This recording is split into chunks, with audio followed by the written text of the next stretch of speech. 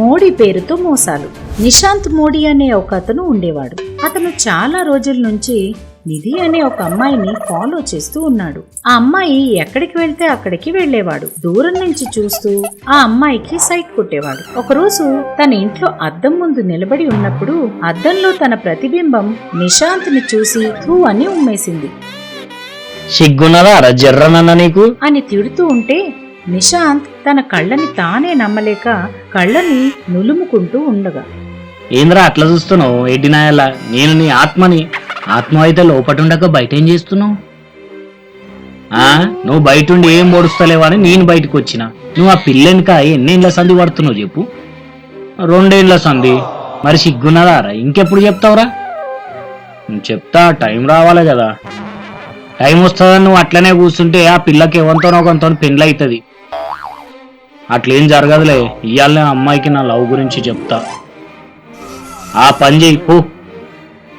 పోతలే, నువ్వు లోపలికి పో ముందు. నిశాంత్ అక్కడి నుంచి బయటకొచ్చి బైక్ స్టార్ట్ చేసుకుని వెళ్తున్నాడు. నిధి చదివే కాలేజ్ దగ్గరకు వచ్చి అక్కడే నిలబడి వెయిట్ చేస్తూ ఉన్నాడు.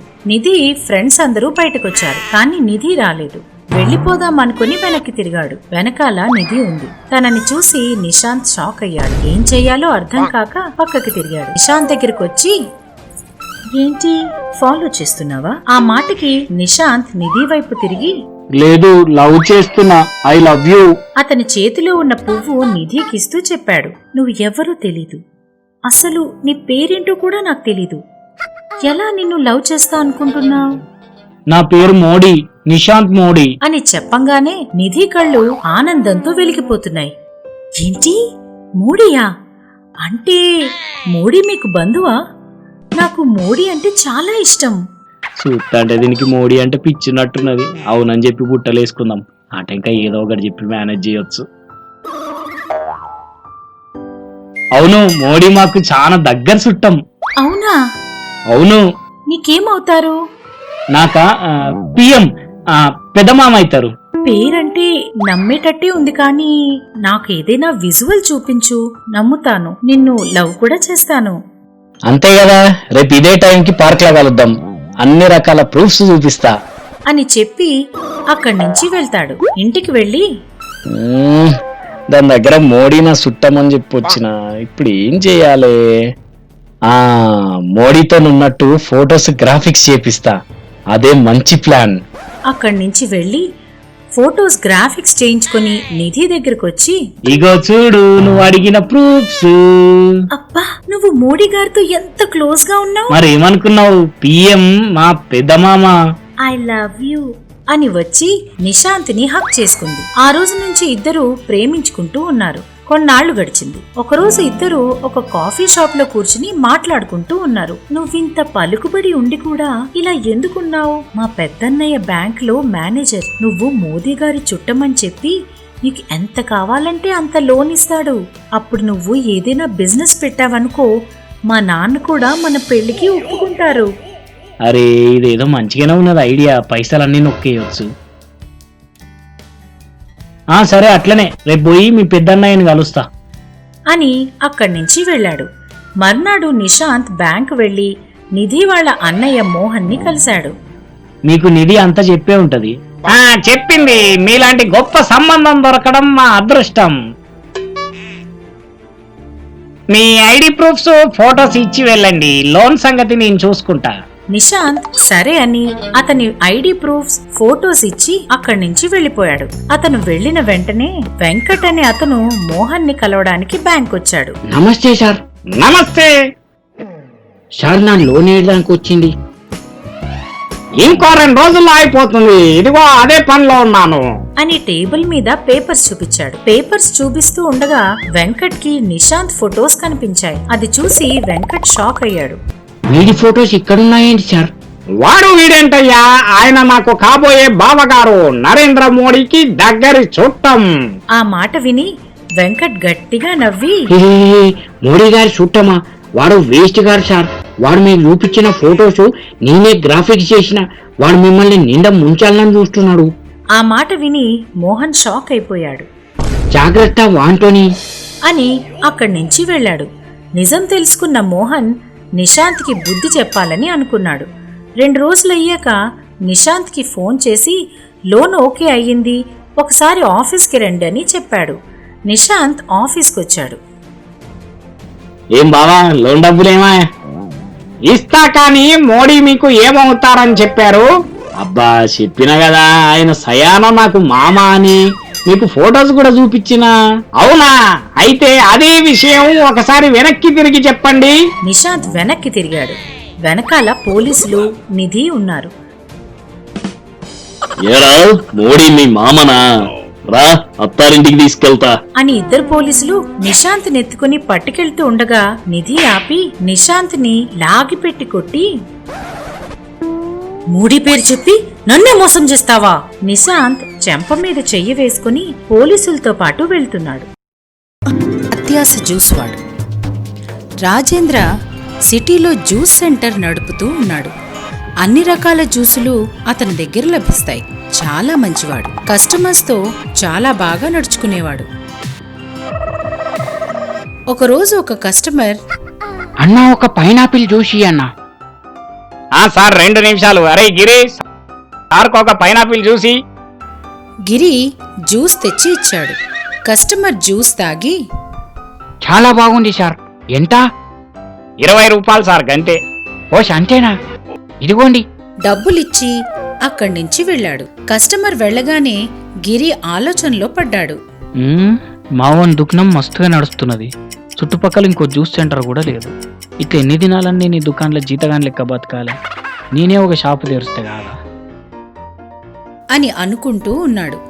గిరి కదలకుండా నిలబడ్డం చూసి, ఏంద్రా గిరి అట్లా రాయి లెక్క నిల్చున్నావు? అంటే షానేళ్ళ సంది నీకాన్నే పని చేస్తున్నా. అవును. ఇంకెన్ని దినాలు అట్లా జీతగాని లెక్క చేస్తావు? నువ్వే ఒక దుకాణం పెట్టుకోవచ్చు కదా అని ఇంటికాడ నా పెండ్లం ఒకటి లొల్లి పెడుతున్నదన్నా. అరే మంచి ఆలోచన కదరా, పెట్టుకోకపోయినావా మరి? అంటే నువ్వు ఒప్పుకుంటున్నావా? అరే నువ్వు షాప్ పెట్టుకునేదందుకు నా పర్మిషన్ ఎందుకురా? అది నీ ఇష్టం. అది కరెస్టే అనుకో, కానీ ఇన్ని దినాలు నీకన్నే పని చేసి నీకే పోటీగా జ్యూస్ సెంటర్ పెడితే ఏం మంచిగా ఉంటుందని. అరే అదేం లేదురా, నువ్వు కాకుంటే ఇంకెవడో పెడతాడు. ఎవని గిరాకాంది, ఎవని అదృష్టం వాంది. అవు అన్నా, ఇన్ని దినాలు నువ్వు నా కాడ పని చేసినందుకు నేనే నీకు ఏదో ఒక మార్గం చూపిద్దాం అనుకున్నా. నేను ఒక 10,000 ఇస్తా, దాంతో దుకాణం పెట్టుకొని పెండ్లం పిల్లల్ని చక్కగా చూసుకో. గల్లాపెట్టిలోంచి డబ్బు తీసి ఇచ్చాడు. డబ్బు తీసుకుని గిరి రాజేంద్రకి దండం పెట్టి అక్కడి నుంచి ఇంటికెళ్లాడు. వారం రోజుల్లో షాప్ పెట్టి రాజేంద్రతోనే ఓపెనింగ్ చేయించాడు. వారం 10 రోజులు షాప్ బాగానే నడిపాడు. తర్వాత తనలో దాగున్న అత్యాసపరుడు బయటకొచ్చాడు.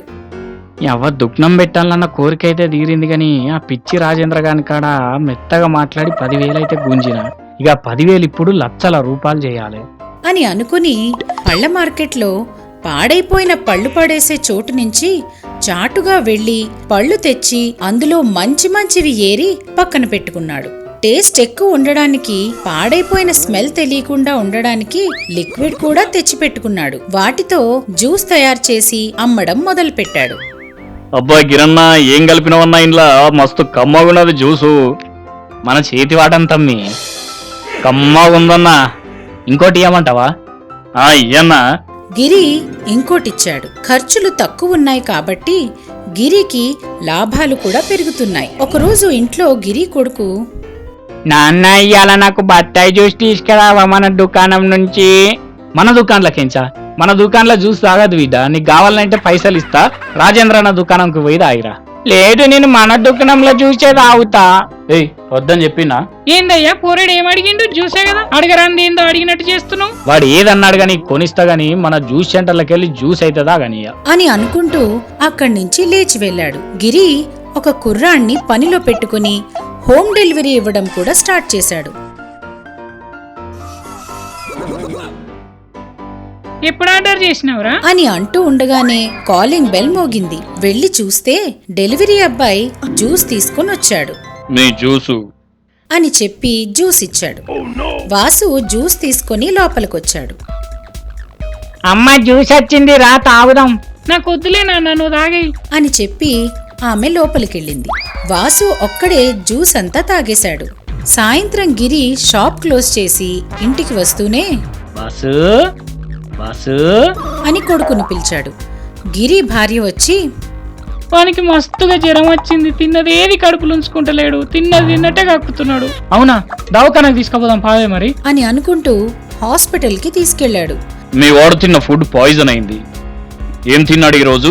ఇవాళ ఏం తినలేదండి, చక్కగా ఉత్త జ్యూస్ తాగిండు గంతే. ఆ జ్యూస్ తాగడం వల్లే అతను ఇలా అయ్యాడు. 2 రోజులు హాస్పిటల్లో ఉండాల్సి వస్తుంది. అని చెప్పి అక్కడి నుంచి వెళ్ళాడు. జ్యూస్ ఎక్కడిదే? మన దుకాణంలోదే, నువ్వు వద్దన్నావని ఆన్లైన్ లో ఆర్డర్ పెట్టుకొని తెప్పించుకొని తాగిండు. గిరి షాక్ అయిపోయాడు. అక్కడే కూర్చుని ఒక్క పూట నా దుకాణంలో జ్యూస్ తాగినందుకే నా కొడుకు హాస్పిటల్లో పడ్డాడు. అంటే ఊర్లో ఉన్న జనమేం కావాలి?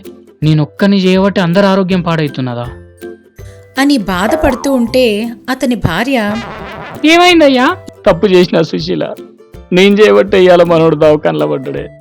తప్పు చేసిన, ఇంకెప్పుడు ఆ తప్పు చేయనే అని ఏడుస్తూ ఉన్నాడు. అతని భార్య అతన్ని ఓదారుస్తుంది. 2 రోజుల్లో వాసు డిశ్చార్జ్ అయ్యాడు.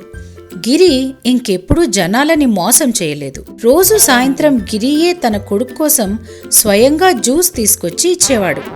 అలా గిరి తన అత్యాశని మానుకొని న్యాయంగా ఉంటున్నాడు. దాదా టీవీ ఇటువంటి మరికొన్ని అద్భుతమైన కథల కోసం చూస్తూ ఉండండి.